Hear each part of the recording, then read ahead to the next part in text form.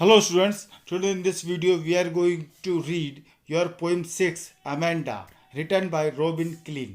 आज के इस वीडियो में हम पढ़ने जा रहे हैं आपके चैप्टर 4 में जो पोएम दी है, पोएम नंबर 6 है वो अमेंडा, जिसका टाइटल है, रोबिन क्लीन के द्वारा लिखी गई है। बहुत ही अच्छी और आपके पसंद आने वाली पोएम है।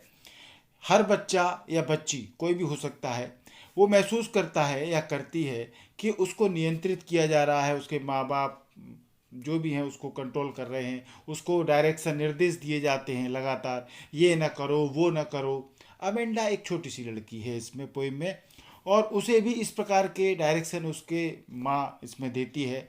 नाखून मत खाओ, कंधे मत झुकाओ, क्या तुमने गृह कार्य होमवर्क कर लिया, कमरा साफ कर लिया, जूते साफ कर लिए कि नहीं किए, ऐसे सब निर्देश मिलते रहते हैं। आपको भी ये सब झेलना ही पड़ता होगा, डांट डपट। और कभी तो ये भी कहा जाता है चॉकलेट मत खाओ, अंदर अंदर ही अंदर गुस्सा मत छोड़ो, मूडी मत बनो। परंतु अमेंडा जो छोटी बच्ची है वो इन निर्देशों को आधे मन से सुनती है। वो तो अपने सपनों में रहती है, दिन दिवा स्वप्न में रहती है, डांट सुनती रहती है, पर वो अपने सपनों में रहती है। वो सपना लेती है कि वो एक, कभी सपना देखती है कि वो एक मरमेड है, एक मत्स्य कन्या है। मत्स्य कन्या वो होती है जिसकी हाफ बॉडी ऊपर से स्त्री औरत महिला की होती है और आधा मछली का शरीर होता है। या वो कभी सोचती है कि वो एक तो अनाथ है, उसका दुनिया में कोई नहीं है, वो तो अकेली है, बस स्वच्छंद रहना चाहती है। अथवा वो कभी कभी ये सोचती है कि वो प्रिंसेस रूपंजल है, राजकुमारी रूपंजल है। इसकी कहानी हम इस पोएम में बताएंगे। तो हर बच्चा ये चाहता है कि वो स्वतंत्र है, उसको डांटा न जाए, कोई उसको टोके नहीं, पर माँ बाप लगातार उनको टोकते रहते हैं, इंस्ट्रक्शन देते रहते हैं। तो यही ऐसी कुछ फीलिंग इस पोएम में है, आपको ज़रूर पसंद आएगी। Every child feels that he she is controlled and instructed not to do one thing or another. हर बच्चा, लड़का या लड़की, ये सोचता है कि उस पर नियंत्रण न हो, आदेश होता है, नियंत्रण होता है उस पर कि वो ये ना करे वो ना करे। You too may feel that your freedom is curtailed। आप भी महसूस करते होंगे कि आपकी स्वतंत्रता काट कर कम कर दी गई है। Write down some of the things you want to do but your parents elders do not allow you to do. अब आप कुछ ऐसी बातें लिखें जो आप करना चाहते हैं, परंतु माता पिता या आपके बड़े जो भी भाई बहन हो वो उसकी आज्ञा नहीं देते। To read the poem aloud, कविता को आप ऊंचा पढ़ने के लिए, अलाउड पढ़ने के लिए, फॉर्म पेयर्स, जोड़े बनाए दो दो के क्लास में। Each reading alternate stanzas, you are in for a surprise. और जोड़े बना करके आप एक छोड़ करके जो स्टेंजा दिए हैं इसमें उनको पढ़ें, तो आपके लिए एक आश्चर्य की बात होगी। आपको क्या फील होगा, इसको राइट डाउन करके ज़रूर देखें। तो फर्स्ट स्टेंजा यहाँ आप देख सकते हैं, उसकी माँ जो बच्ची है उसको डांटती है, क्या क्या बोलती है, एक स्टेंजा में ये बताया गया है। तो फर्स्ट स्टेंजा है, don't bite your nails Amanda, don't hunch your shoulders Amanda, stop that slouching and sit up straight Amanda. Amanda, अपने नाखून न कुतरो। नेल्स माने होते हैं नाखून, बाइट माने होता है काटना। अपने नाखून न कुतरो अमेंडा, अपने कंधों को मत झुकाओ। शोल्डर्स यानी कंधे होते हैं, हंच यानी झुकाना।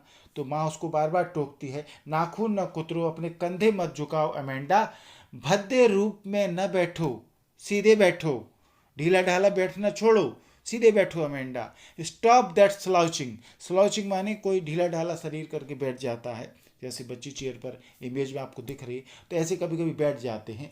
परंतु उसकी माँ टोकती है, सीधे बैठो, भद्दे रूप से मत बैठो, इस तरीके से लूज एटीट्यूड दिखा करके ढीला ढाला मत बैठो। तो ये सब उसको सुनने को मिलता है। परंतु वो अपने दिवा स्वप्न में रहती है, वो बच्ची अपने सपनों में रहती है। उसके मन में क्या भाव आते हैं वो डांट को नहीं सुनती है, जो उसकी माँ उसको रिव्यू कर रही है उसको नहीं सुनती है। उसके मन के क्या भाव हैं वो ये हैं। हर स्टेंजा के बाद उसके अमेंडा की फीलिंग्स दी हैं जो उसके मन में आती हैं। There is a language emerald sea where the sole inhabitant is me, a mermaid drifting blissfully। यहाँ लैंग्वेज यानी होता है शांत, रिलैक्स्ड, पीसफुल। एमराल्ड यानी होता है ग्रीन, हरा। जो समुद्र है इसमें बताया गया है वो हरा बताया गया है।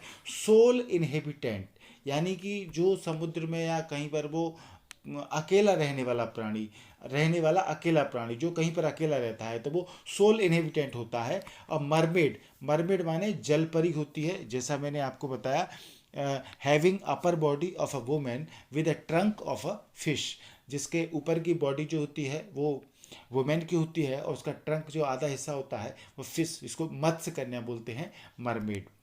समुद्र में ये पाई जाती है, किसी को मिली नहीं पर ऐसा मान के चला जाता है। तो अब वो क्या सोचती है, वो अपने द्विवा स्वप्न में है एमेंडा। एमेंडा सोचती है यहाँ वहाँ पर शांत और हरा समुद्र है। There is a languid emerald sea where the sole inhabitant is me, जहाँ मैं अकेली रहने वाली हूँ। वो सोचती है कि वो अकेली रहेगी समुद्र में जहाँ शांति होगी, हरा समुद्र होगा। ए मरमेड ड्रिफ्टिंग ब्लिसफुली, मैं एक शांत रूप से धीरे धीरे चलने वाली मरमेड हूँ, मत्स्य कन्या हूँ, जल परी हूँ। ऐसा वो फील करती है अपने सपनों में। वो डांट को ध्यान नहीं देती है, परंतु उसकी माँ उसको फिर से डांटती है। तो आप देख सकते हैं थर्ड स्टेंजा में किस तरीके से, स्टेंजा आपको इसलिए याद रखने हैं कि स्टेंजा से रिलेटेड क्वेश्चन आपको पूछे जाएंगे इस लेसन में। तो माँ क्या डांटती है उसको, did you finish your homework Amanda, did you tidy your room Amanda, I thought I told you to clean your shoes Amanda. वो कहती है अमेंडा क्या तुमने अपना गृह कार्य किया, अपना होमवर्क कर लिया। अमेंडा क्या तुमने अपना कमरा ठीक किया। टिडी यानी गंदा, जो टिडी यानी ठीक करना, मतलब क्लीन करना किसी कमरे को, जो गंदा है उसको बच्चों को बोला जाता है अपने कमरे को साफ करो। तो उसकी माँ बोलती है उसको, वो कहती है माँ I thought I told you to clean your shoes Amanda, मैंने सोचा था, मैंने अमेंडा कि तुम्हें अपने जूतों को साफ करने के लिए कहा था मैंने, तुमने अपने जूते साफ कर लिए, कमरा साफ कर लिया, अपना होमवर्क कर लिया। तो ये सब बातें उसकी माँ उसको डांट रही है। तो यहाँ आप ये समझ सकते हैं, यदि इसको एक्सप्लेन करें इस स्टेंजा को, तो इन these lines Amanda is being inquired about her work. Amanda's mother is asking about whether she has finished her homework and whether she has cleaned her room. Amanda is also reminded that she was told to clean her shoes. तो ये सब inquiry Amanda की माँ उससे करती है, पर वो अपने सपनों में है। वो क्या सोचती है, वो फिर से देखें आप, आई एम एन ऑर्फन। वो कहती है मैं अनाथ हूँ, क्योंकि उसे लगता है कि माँ बाप जो डांटते हैं वो कुछ भी नहीं है, मेरे बारे में सोचते नहीं है, मैं तो एक अनाथ की तरह हूँ। रोमिंग द स्ट्रीट, ऑर्फन माने अनाथ होता है, रोमिंग माने होता है वांडरिंग, अननेसेसरी, एमलेसली घूमना, रोमिंग होता है। तो वो कहती है मैं घूमती हुई, गलियों में घूमती हुई एक अनाथ हूँ, roaming the street. I pattern soft dust with my hushed bare feet, मैं अपने शांत नंगे पैरों से, बेयर फीट नंगे पैरों से, नर्म धूल पर नमूने बनाती हूँ।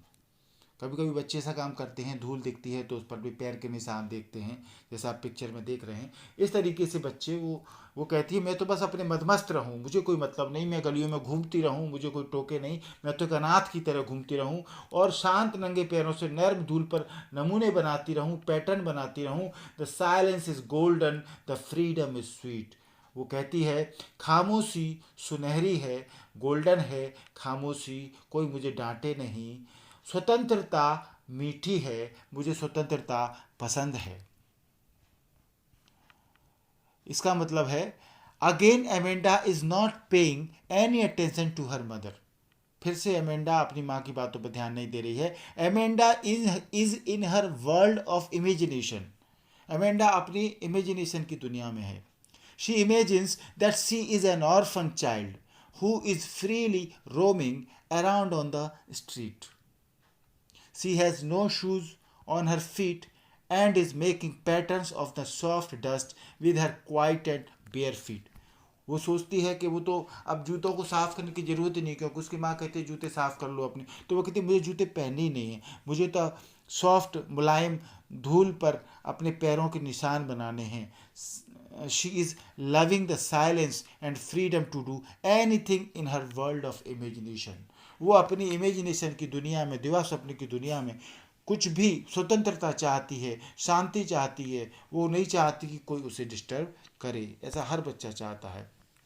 फिर से माँ डांट के क्या बोलती है, don't eat that chocolate Amanda, remember your acne Amanda, will you please look at me when I am speaking to you Amanda. Acne यानी कि जो पिंपल्स चेहरे पर निकल आते हैं वहाँ से, खास तौर से common the disease characterize by pimples specially on face. तो यहाँ आप देख सकते हैं कि वो चॉकलेट खाने के ऊपर डांटती हैं उसकी माँ उसको। वो कहती हैं कि चॉकलेट मत खाओ, तुम्हें यदि याद हो अमेंडा, अपने मुहासे याद रखो अमेंडा, चॉकलेट खाने से तुम्हें पहले कभी मुहासे हो गए थे, क्या आप मेरी तरफ देखोगी। उसकी माँ कहती है, will you please look at me, क्या आप मेरी तरफ देखोगी, when I am speaking to you, जब मैं आपको बोल रही हूँ तो मेरी बात सुनो अमेंडा। क्योंकि बच्चे अक्सर सिर झुका करके बैठ जाते हैं जब उन पर डांट पड़ती है। So in these lines Amanda is instructed by her mother to not to eat chocolates. उसकी माँ कहती है, इंस्ट्रक्शन देती है कि चॉकलेट ज़्यादा मत खाओ। She is reminded that eating chocolates had previously caused her acne यानी पिंपल्स। वो कहती है कि पहले भी तुम्हें इस कारण से पिंपल्स हो गए हैं, एक्ने हो गए हैं। However as Amanda is lost in her own thoughts, Amanda अपने सपनों में खोई हुई है, विचारों में खोई हुई है। She is not paying attention to her mother, वो अपनी माँ की बातों पर ध्यान नहीं दे रही है। So her mother strictly asked her to listen to what is being told to her. तो उसकी माँ कहती है कि स्ट्रिक्टली कहती है कि भैया मेरी बात पर ध्यान तो दो, मेरी आंखों से आंखें मिला के सामने देखो। पर वो ऐसा नहीं कहती, वो तो अपने सपनों में खोई हुई है। वो तो ये सोचती है, आई एम रुपेंजल, कि मैं तो रुपेंजल हूं, I have not take care, मुझे कोई चिंता नहीं है। Life in a tower is tranquil and rare, tower में जीवन शांत और रेयर है। अब आपको इसकी कहानी बताने जा रहे हैं, रुपेंजल की कहानी, तब आपको समझ में आएगा ये बात।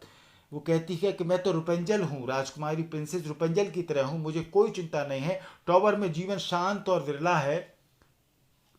आई will certainly never let down my bright hair, मैं सर्टेनली निश्चित रूप से कभी भी अपने इन सुनहरे बालों को, चमकीले बालों को ढीले नहीं करूंगी, उनको कभी नीचे नहीं गिराऊंगी, ऐसा वो कहती है। तो अब आप देखें कि रुपेंजल कौन है। दरअसल एक दो पति पत्नी रहते हैं, गरीब रहते हैं, उनको बच्चा नहीं हो रहा होता है। तो उनके पड़ोसी बताते हैं कि बगल में एक जंगल में चुड़ैल रहती है, उस चुड़ैल के पास जाओगे तो वो कुछ इलाज बताएगी। परंतु चुड़ैल भी ये परेशान रहती है, विच जो है वो परेशान रहती है, उसके कोई बच्चा नहीं है, वो भी चाहती है कि उसको बच्चा हो जाए। तो जब पति पत्नी ये सलाह ले लेते हैं तो उसकी पत्नी जो है पति से कहती है कि अब मैं माँ बनने वाली हूँ। परंतु कुछ दिनों बाद पत्नी बीमार पड़ने लगती है। तो बीमार पड़ने लगती है तो उसका इलाज नहीं मिलता है। तो पड़ोसी बताते हैं कि आप चुड़ैल के पास जाइए, वो इसका इलाज बताएगी। तो वो पति चुड़ैल के पास जाता है।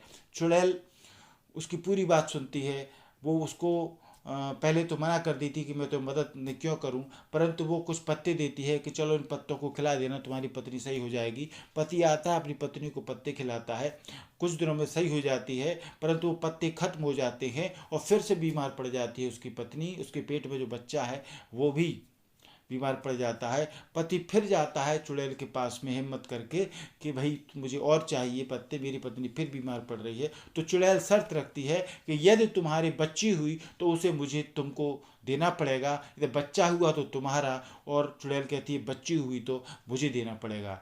तो पति वापस चला जाता है, वो नहीं मानता उसकी बात को। परंतु पत्नी की हालत ज़्यादा खराब होती है तो पति फिर जाता है चुड़ैल के पास। तो वो उसको चुड़ैल बीज देती है कुछ पौधे के, बोलती है इसको अपने यहाँ उगा लेना। तो पति आकर के अपने बीजों को उगाता है। वो शर्त मान चुका है चुड़ैल की कि वो बच्ची होगी तो वो दे देगा। तो उसमें से जो पत्ते उगते हैं वो पत्तों को फिर वो अपनी पत्नी को खिलाता है। तो वो पत्नी ठीक हो जाती है। कुछ दिनों बाद उसको बच्ची होती है।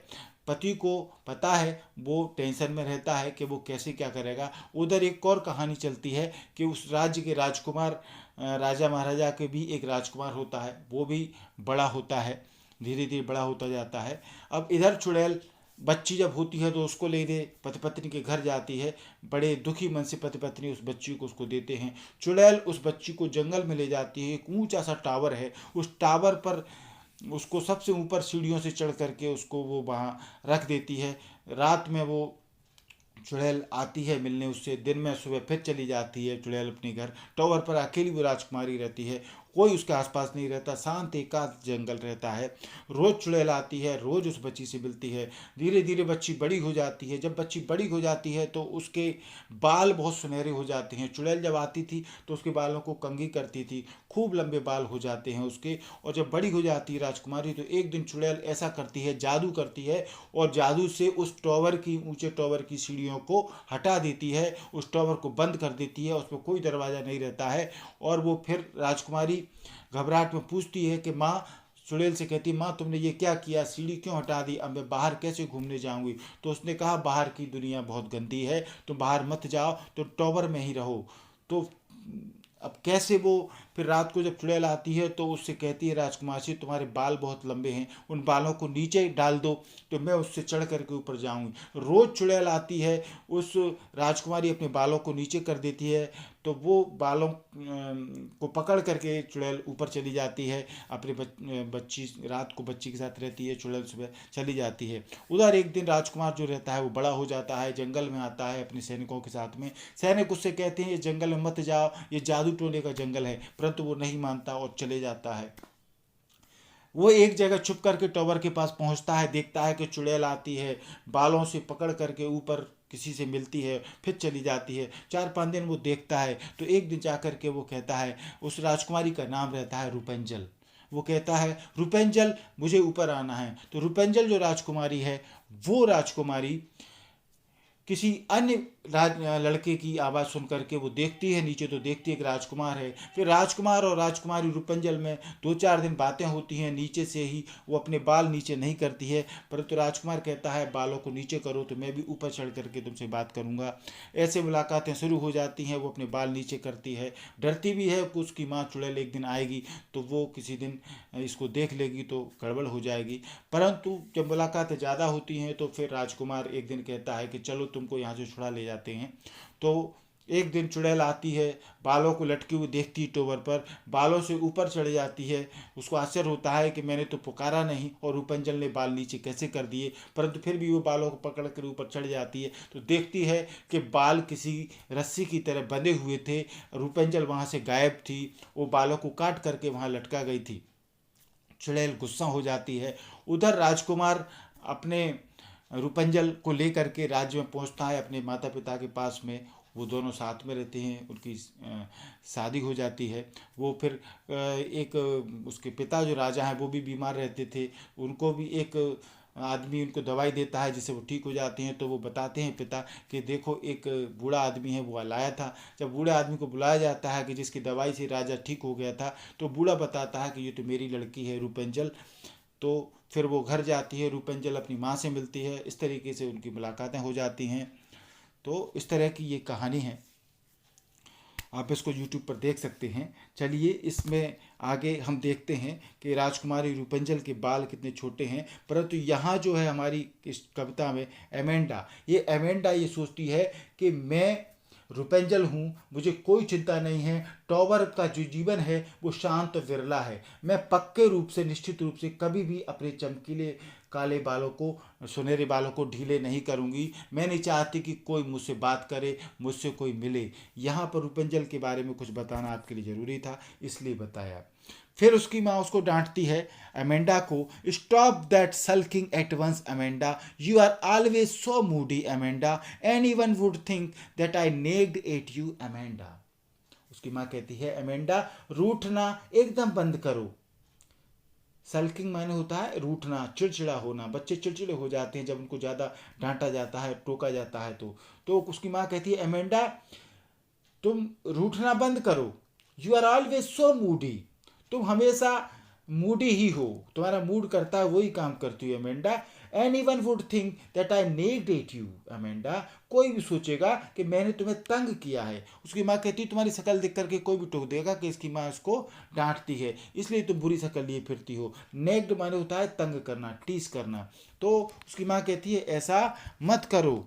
In these lines, Amanda is not reacting on her mother's instructions. अब इन लाइनों को सुनने के बाद में वो कोई रिएक्शन नहीं देती है। It seems that she is annoyed due to constant instructions. ऐसा लगता है कि वो बहुत चिड़चिड़ा गई है, लगातार इंस्ट्रक्शन पे इंस्ट्रक्शन उसकी माँ दिए जा रही है, ये मत करो वो मत करो। Amanda's mother is asking her to stop being upset and moody. यहाँ अमेंडा की माँ उसको रोकती है कि वो अपसेट न रहे, मूडी न रहे। She said that her upset behavior will show anyone that she is disturbed due to her mother's constant instructions. लगातार उसकी माँ उसको इंस्ट्रक्शन देती रहती है, इसीलिए बच्ची डिस्टर्ब रहती है, ऐसा कोई भी मान के चल सकता है। तो ये आपने पोएम देखी। चलिए नेक्स्ट वीडियो में आपको इसके क्वेश्चन आंसर जरूर मिलेंगे। MP इंग्लिश क्लासेस को आपने यदि नहीं सब्सक्राइब किया है तो जल्दी से सब्सक्राइब करें। सब्सक्राइब करना सरल है, लाल कलर से सब्सक्राइब लिखा हुआ होगा, उसको आप टच करेंगे तो ये वाइट कलर में बदल जाएगा। आप हमारी प्लेलिस्ट में जा करके अन्य तरह के वीडियो भी देख सकते हैं, जिसमें ग्रामर के, राइटिंग स्किल रिलेटेड सारे वीडियो आपको अब MP इंग्लिश क्लासेस की प्लेलिस्ट में मिल जाएंगे। वीडियो अच्छा लगा हो तो लाइक और शेयर करें, बेल आइकन को जरूर प्रेस करें ताकि आने वाली वीडियो की नोटिफिकेशन आपको मिलती रहे। Thank you.